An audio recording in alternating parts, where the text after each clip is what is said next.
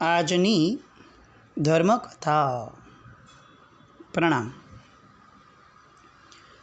પરમ પૂજ્ય આચાર્ય ભગવાન શ્રીમદ વિજય પ્રેમ સુરેશ્વરજી મહારાજાના પ્રભાવ સામ્રાજ્યની વાતો, પ્રસંગો, એ પ્રસંગોની અંદરમાં આપણે અત્યારે ઝીલી રહ્યા છીએ.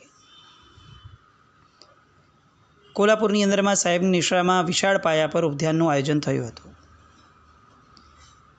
ઉપધાન બહુ જ સરસ રીતે પૂર્ણ થયા. માળા રોપણનો દિવસ નજીકમાં આવ્યો અને આગલા જ દિવસે સાંજે કોલ્હાપુર સંઘના આગેવાન હુકમીચંદજી રાઠોડ અને ઉપધાનના તપસ્વી, એમને પેટમાં સખત દુખાવો પડ્યો. પોતે ચડાવવાની અંદરમાં 3જી માળનો ચડાવો લીધો હતો. આખી રાત દુખાવો રહ્યો. સવાર થઈ, દુખાવો જરા પણ શાંત ન થયો. એટલો બધો દુખાવો કે પોતાના ઘરેથી માળના મંડપ સુધી પહોંચવા માટે પણ એમની તૈયારી ન હતી. એટલી પરિસ્થિતિ નિર્બળ, બહુ હતાશ અને સંક્લિષ્ટ અવસ્થામાં હતા. દુઃખ હતું. આ બાજુ પૂજ્યશ્રી પ્રેમસુરી મા સાહેબ આદિ સમુદાય એ માળા રોપણ માટે પોતાનું જે સ્થાન હતું ત્યાંથી મંડપ તરફ જવા નીકળ્યા. રસ્તામાં હુકમીચંદજીભાઈનું ઘર આવતું હતું.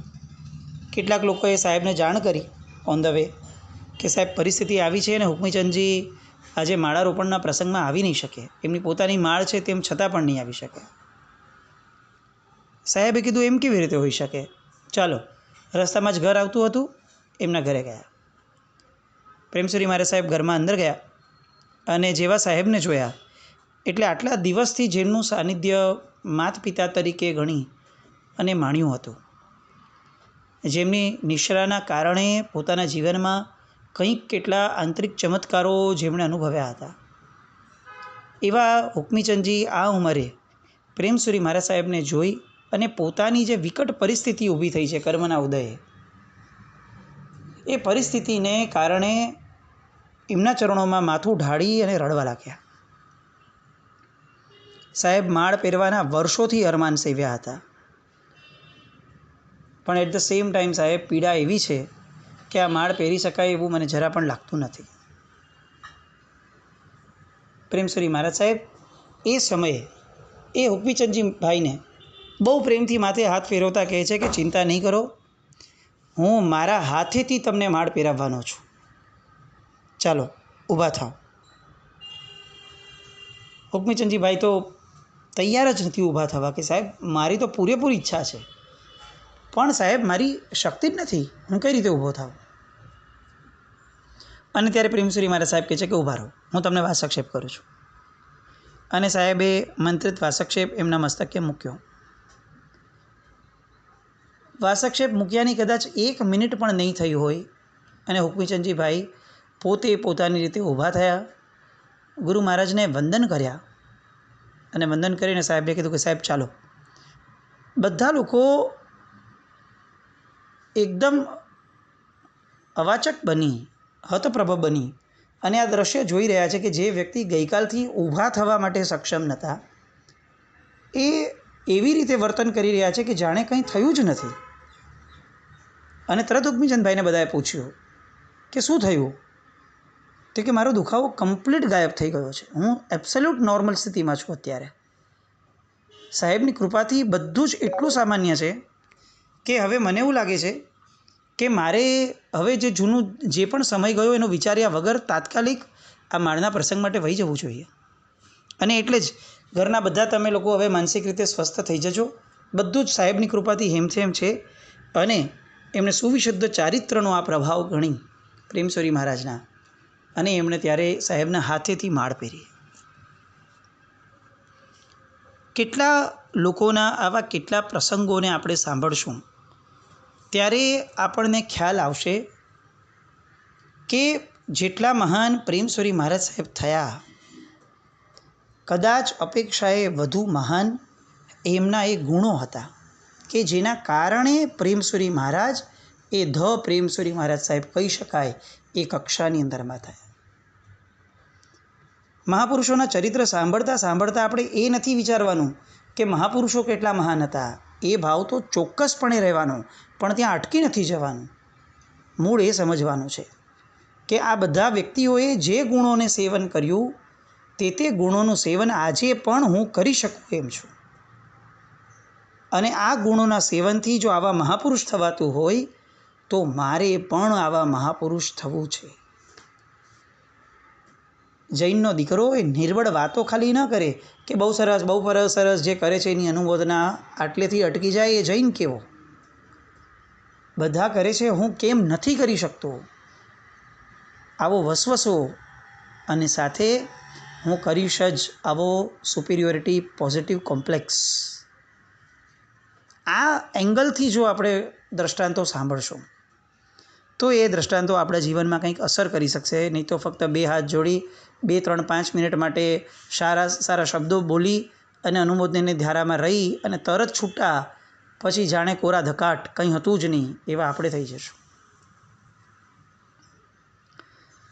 સાહેબના જીવનમાં આવા બીજા પ્રસંગોમાંનો એક પ્રસંગ વિક્રમ સંવત 2016માં પિંડવાડામાં અંજન શલાકા પ્રતિષ્ઠા મહોત્સવ, ઐતિહાસિક કહી શકાય એવો એ મહોત્સવ થયો હતો. ધારણા કરતાં બહુ વિશાળ સંખ્યામાં માનવ મહેરામણ ઉમટી પડ્યો. આયોજકો ચિંતાતુર બની ગયા, કારણ કે મારવાડમાં સૌથી મોટો પ્રશ્ન પાણીનો હોય. કૂવાનું તળિયું સાવ ઊંડે ચાલી ગયું હતું, એટલે ભોજન મંડપમાં રસોઈ ખૂટી જાય એવી દહેશત, અને ઉપરથી પાણીનો પ્રોબ્લેમ. એટલે ચિંતાતુર આગેવાનો બધા સાહેબ પાસે દોડી ગયા, મૂંઝવણ જણાવી. સાહેબ, સંઘની ઇજ્જત આજે જોખમમાં છે. ધારણા કરતાં વિશાળ જનમેદની ઉમટી પડી છે. રસોઈ પાણીમાં પહોંચી નહીં વળીએ તો સાહેબ સંઘની ઇજ્જત જશે અને સંઘને મહેમાનોને હાલાકી થશે. સાહેબ, કંઈક કરો. એટલે પ્રેમસુરી મહારાજ સાહેબે એમને સહજપણે કીધું કે એક કામ કરો, નીચેના માળે આચાર્ય યશોદેવ સુરી મહારાજ સાહેબ છે, એમની પાસે જાઓ, તમારો ઉપાય થઈ જશે. બધા આશ્ચર્ય સાથે સાહેબે કીધું છે એટલે તરત બધા યશોદેવ સુરી મહારાજ સાહેબ આગળ ગયા, બધી વાત કરી. અને યશોદેવ સુરી મહારાજ સાહેબે પ્રેમસુરી મહારાજ સાહેબનો સુરી મંત્રથી અભિમંત્રિત વાસક્ષેપ જે હતો એ એમને આપ્યો. અને યશોદેવ સુરી મહારાજ સાહેબે જે પર્ટિક્યુલર સૂચના કરી હતી એ રીતે આ વાસક્ષેપને કૂવાના થાળા પર છાંટવાનો હતો, અને ભોજન મંડપમાં મીઠાઈઓના પતરાળા ઉપર આ કપડું ઢાંકી અને કપડા ઉપર વાસક્ષેપનું પ્રક્ષેપણ કરવાનું હતું.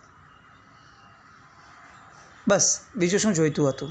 સંઘના તમામ આગેવાનોની આશ્ચર્યની ધારા વચ્ચે જેટલા જણ આવ્યા હતા એ બધા જ લોકોની ઉત્તમ સાધર્મિક ભક્તિ થઈ ગઈ. ધારણા બહારની સંખ્યા જમવામાં થઈ, તેમ છતાં મીઠાઈઓ પણ થાળા ભરી ભરીને વધી. કોઈ રસોઈ ન ખૂટી, પાણીની કોઈ તકલીફ ન થઈ. પિંડવાડા સંઘનો જય જયકાર થઈ ગયો. સાહેબના કેટલા આવા પ્રભાવો કે જે પ્રભાવને સાંભળી અને આપણને ખરેખર એમ થાય કે આ પ્રભાવકતા પણ જો કેળવવી હશે તો સ્વભાવ સારો રાખવો પડશે. પિંડવાડાની અંદર દુષ્ટ વેંતરીઓનો પ્રચંડ ઉપદ્રવ ચાલતો હતો, અને એસ્પેશિયલી એમાં જૈનોના ઘરોમાં આ ઉપદ્રવ ખૂબ રહેતો. આ ઉપદ્રવમાં એવું રહેતું કે બપોરે ઘરની સ્ત્રીઓ વાળ છૂટા કરી અને અગાસીઓમાં ધૂણવા લાગતી. દર થોડા ઘરે આવો પ્રશ્ન થવા લાગ્યો. બધા બહુ જ વિમાસણમાં કે આનું કરવું શું, કારણ કે લોકો એટલા ત્રાસી ગયા હતા. જે દેવદેવીઓનું નામ આવે બધાના દોરા ધાગા આ બધું લોકો કરી છૂટ્યા. થોડાક દિવસ કદાચ શાંતિ રહે, ફરી પાછું એનું એ જ વસ્તુ થાય. એટલે બધા બહુ જ ત્રસ્ત હતા. અને આ બાજુ અંજન શલાકાનો પ્રતિષ્ઠાનો મહોત્સવ શરૂ થવાનો હતો, એટલે બધાને એમ થયું કે આ શું કરશું, કઈ રીતે આમાં આપણા જ ઘરોમાં આવું થાય તો કઈ રીતે આગળ વધશું. પણ પ્રેમસુરી મહારાજ સાહેબના પધરામણા થયા. એ પછીથી લાગલગાટ 2 ચાતુર્માસ પિંડવાડામાં થયા. એમના અજોડ સંયમ અને અણનમ બ્રહ્મચર્ય, આના પુનિત પ્રભાવે એ જે ઉપાધિ હતી એ કોઈ પણ મંત્ર તંત્ર કે યંત્રનો સહારો લીધા વિના જડ મૂળથી શાંત થઈ ગઈ, આપમેળે સહજતાથી. શાસ્ત્રોમાં આવું વાંચવા મળે છે કે સંયમ અને બ્રહ્મચર્યના પ્રભાવથી દુષ્ટ દેવો ભાગી જાય છે. પણ પિંડવાડાના તમામ લોકોએ આ વાક્યને પોતે જાતે અનુભવ કર્યો છે. સાહેબ એકવાર અંધેરીમાં બિરાજમાન હતા. આ શિષ્ય પરિવારમાંથી દરેકે વ્યક્તિગત રીતે સાહેબનો જે પ્રભાવ અનુભવ્યો એમાંના કેટલાક દ્રષ્ટાંતોમાંના એક આ કે વિસ્તારમાં એ સમયનું મુંબઈનું અંધેરી, એટલે આજનું નહીં, એટલે થોડો જંગલ જેવો વિસ્તાર હતો.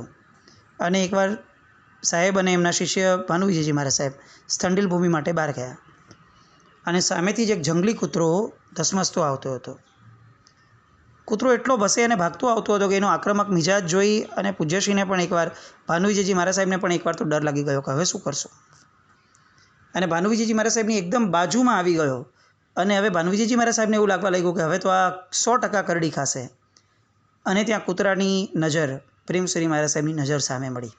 આ ભાનુવિજયજી મહારાજ સાહેબે પોતે પોતાના દ્વારા લખાયેલી કલમથી મૂકાયેલો આ કિસ્સો કે એમણે એવું લખ્યું છે કે પૂજ્યશ્રીએ એની ઉપર એક કરુણાભીની અમી દ્રષ્ટિ નાખી અને આશ્ચર્ય કે ભયંકર આક્રોશમાં દેખાતો એ કૂતરો અચાનક શાંત થઈ ગયો. યોગી પુરુષોની સાધનાનો એવો પ્રભાવ હોય છે કે તેમના સાનિધ્યમાં તિર્યંચોની ક્રૂરતા પણ ઉપશમિત થઈ જાય છે. તિર્યંચની ક્યાં વાત કરવી, પ્રકૃતિ, કુદરત જેવી કુદરત પણ આ યોગી પુરુષોને કેટલું માન આપતી હોય છે. એકવાર પાલિતાણાથી રાજનગર તરફનો વિહાર હતો. માર્ગમાં ચમારડી નામનું એક ગામ આવે છે. ત્યાં પાણી ચૂકવવા માટે વિશ્રામ કર્યો. અચાનક જોરદાર આંધી ઉપડી. ચારે બાજુ વાતાવરણ ધૂળ રેતીથી ઘેરાઈ ગયું. પણ આશ્ચર્યની વાત, આ બધાએ અનુભવેલું અને જોયેલું એ ગામના લોકોએ પણ, કે જેટલા એરિયાની અંદરમાં સાહેબ મહાત્માઓ બધા બેઠા હતા એના 2 ફલાંગ જેટલા એરિયા સુધી એક નાનકડો પણ પવન નહીં. અને એની પછીથી 2 ફલાંગ પછીથી રીતસર જોઈ શકાય કે એબ્સોલ્યુટ વાવાઝોડું ને આંધી. બધાના મનમાં એક જબરદસ્ત આશ્ચર્ય અને મુખમાંથી એક જ ઉદ્ગાર, સાહેબના સંયમનો આ બધો પ્રભાવ છે. આખું જગત જ્યારે એ આજુબાજુનું જગત જ્યારે આંધી અને વાવાઝોડાથી ત્રસ્ત હોય એવા સમયે આ યોગી પુરુષોના પ્રભાવે એમની નિશ્રામાં રહેલા મહાત્માઓ પણ એટલા બધા સેફ કે કુદરત જાણે કહેતી હોય કે તમે ચિંતા નહીં કરો, એમનું રક્ષણ કરવા માટે તો અમે બેઠા છીએ. અચલગઢમાં શિબિર ચાલુ હતી. સાહેબની પાવન નિશ્રા હતી. મોટું વિઘ્ન આવ્યું. ભયંકર વાવાઝોડું. વાતાવરણમાં ભય છવાઈ ગયો. પરાતો ઉડવા લાગી. મંડપ તો કઈ રીતે ટકે? વાવાઝોડું લાંબુ ચાલે તો ભયંકર નુકસાન થઈ શકે એવી સ્થિતિ હતી. પ્રેમશ્રી મહારાજ સાહેબે બધાને કીધું, ચિંતા નહીં કરો, કંઈ જ નહીં થાય, આ વાવાઝોડું શાંત થઈ જશે. બધા જ એકાગ્ર ચિત્તે નવકાર ગણો. શિબિરાર્થીઓ માટે આ બહુ નવો અનુભવ હતો. બધા યુવાનો, ક્યારે આવું જોયું ન હોય અને એટલે ભયનું વાતાવરણ. પણ સાહેબે કીધું છે એટલે બધા જ પ્રશાંત ચિત્તે નવકાર ગણવા લાગ્યા. અને બધાને સાહેબે કીધું કે યથાશક્તિ તમે પોતાના વ્રતનો સંકલ્પ કરો. પોતાના જીવનમાં કંઈક સત્વ એવું કેળવો કે પ્રકૃતિએ પણ તમારી સામે ઝૂકી જવું પડે. અને એ સમયે વિજાપુરનો એક વિદ્યાર્થી કે જે આજે શાસનના રત્ન તરીકે જેમની ગણના કરી શકાય, જેમના જીવનની શ્રાવકપણાની પવિત્રતા એ કંઈક કેટલા સંયમીઓ માટે પણ એક ઉત્કૃષ્ટ આલંબન બની રહ્યું છે. અને જેમના અસ્તિત્વ થકી આજે જૈન શાસનની અંદરમાં એટલું મોટું દ્રવ્ય શુભ ખાતે વળી રહ્યું છે અને એટલું સિસ્ટમેટિક મેનરમાં, એટલું ડિસિપ્લિન્ડ મેનરમાં અને એટલો દાનનો પ્રવાહ સુયોગ્ય દિશામાં જઈ રહ્યો છે કે આપણે માનવું પડે કે આ વ્યક્તિના હાથમાં આપેલો 1 રૂપિયો એ 100 રૂપિયા થઈ અને પોતાનું કામ કરે છે. એવું જેમનું વ્યક્તિત્વ છે. અને એ સમયે ફક્ત પહેલી જ શિબિર અટેન્ડ કરતા સામાન્ય શિબિરાર્થી તરીકે એ ભાઈ હતા કુમારપાળભાઈ. અને કુમારપાળભાઈએ પ્રેમશ્રી મહારાજ સાહેબ, ભાનુવિજયજી મહારાજ સાહેબના મુખેથી આ સાંભળ્યું કે કોઈક વિશિષ્ટ સંકલ્પ જો થાય તો કુદરતે પણ ઝૂકી જવું પડે. અને એ સમયે કુમારપાળભાઈએ પોતાના મનની અંદરમાં સંકલ્પ કર્યો, જો આ વાવાઝોડું આમને આમ શાંત થઈ જાય અત્યારે જ અને હવે ફર્ધર એક પણ નુકસાન ન થાય તો મારે આ જીવન બ્રહ્મચર્ય પાળવું. અને નંબર 2, મારે મૂળથી ઘી વિગયના ત્યાગનો સંકલ્પ. 2 અતિશય પરાકાષ્ઠાના નિયમો. ઘીનો મૂળથી ત્યાગ, ઘી વિગયનો મૂળથી ત્યાગ, આ એટલો મોટો નિર્ણય ગણાય. અને એટ ધ સેમ ટાઈમ આ જીવન ચતુર્થ વ્રત. ખબર નથી એમને કે દીક્ષાની અનુમતિ મળવાની છે, દીક્ષાના ભાવ થશે કે નહીં થશે, દીક્ષા માટે અનુમતિ મળશે કે નહીં મળે, ગુરુ ભગવંતોની રજા, કોઈ જ અણસાર, કોઈ વિચાર પણ નહીં. પણ સાહેબના મુખમાંથી નીકળ્યું છે કે વિશિષ્ટ નિયમો લેવા જોઈએ. અને મને આ 2 સ્ફુર્યા. ધ મોમેન્ટ એમણે આ 2 નિયમો ધાર્યા અને ચમત્કાર સર્જાયો. એક કહ્યા ગરો બાળક કેવો હોય એવી રીતે આ રાક્ષસી વાવાઝોડું સેંકડો શિબિરના યુવાનોની નજર સામે તત્કાળ ઓન ધેટ વેરી સેકન્ડ શાંત થઈ ગયું.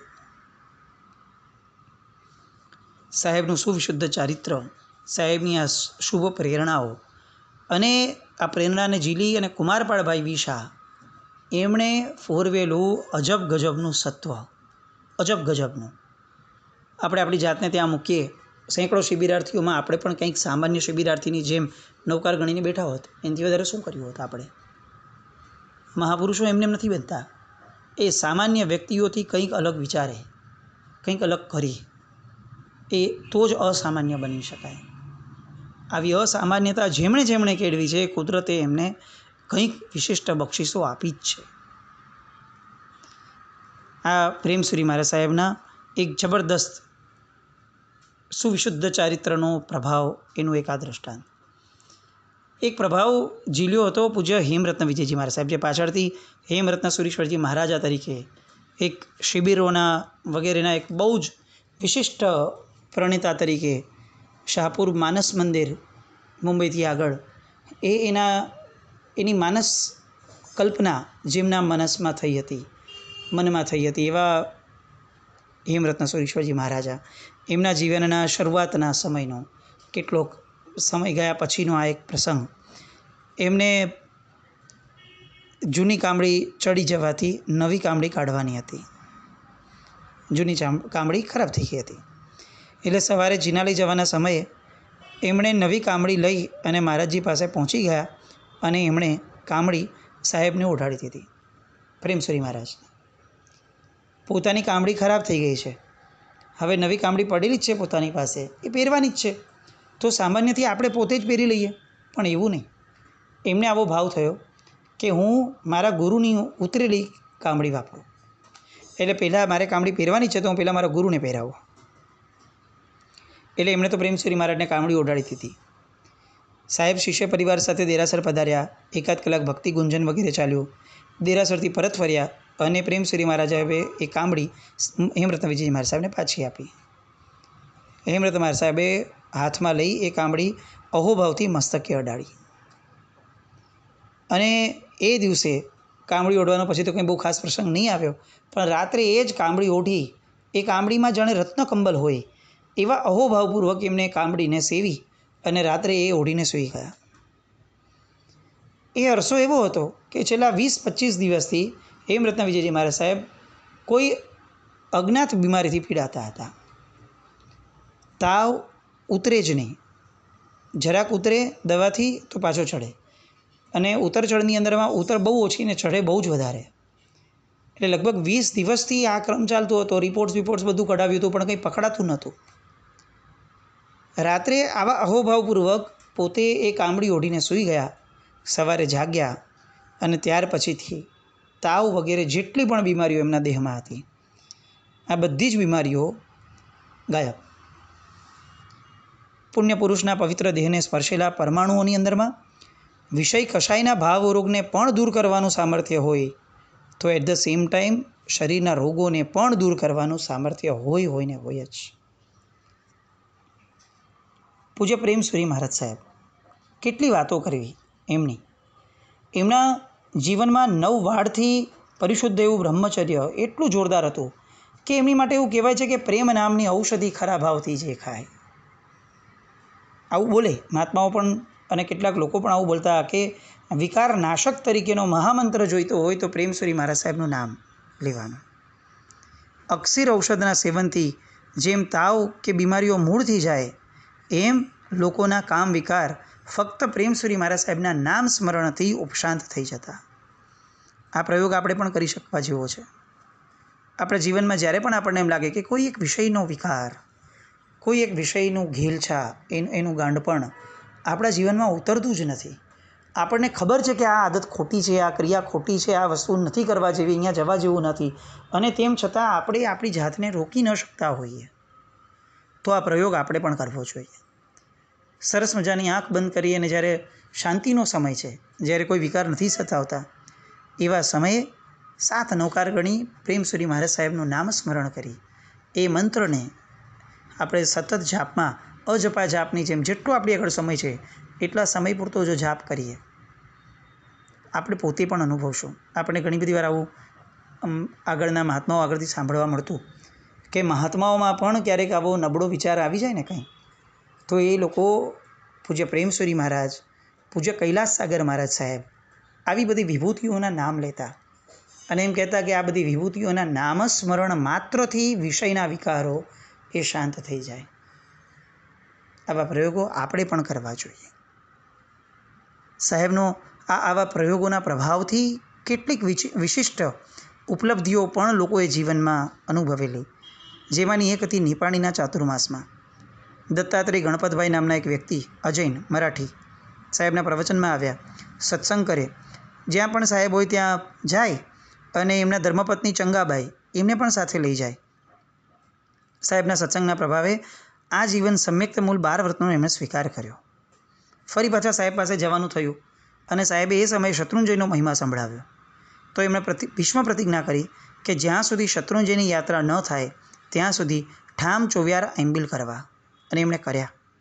શત્રુંજયની યાત્રા કરી, 15 ઉપવાસની સાથે પર્યુષણામાં 64 ફરી પૌષધ કર્યા, વર્ધમાન તપનો પાયો નાખ્યો, સળંગ 38 ઓળી કરી, દિન પ્રતિદિન ધર્મભાવના વધવા લાગી. અજૈન દંપતીએ આ જીવન બ્રહ્મચર્ય વ્રતનો સ્વીકાર કર્યો. આ દર્શાવે છે કે સાહેબના સંપર્કમાં આવનાર વ્યક્તિઓ પણ પોતાના જીવનની અંદરમાં કંઈક ને કંઈક પામી જ જાય છે. આ ધર્મકથાના માધ્યમે આપણે લગભગ ગયા 37-38 દિવસથી સાહેબના સંપર્કમાં આવ્યા છીએ. આપણે પણ કંઈક આવું પામશું તો જ આ સાંભળેલું વર્થ થશે, નહીં તો વ્યર્થ થતાં વાર નહીં લાગે. આ વર્થ આપણે પ્રાપ્ત કરીએ એવી શુભ મંગલ કામના સાથે. જીનાજ્ઞા વિરુદ્ધ કંઈ પણ બોલાય તો મિચ્છામિ દુક્કડમ. જૈનમ જયતિ શાસનમ.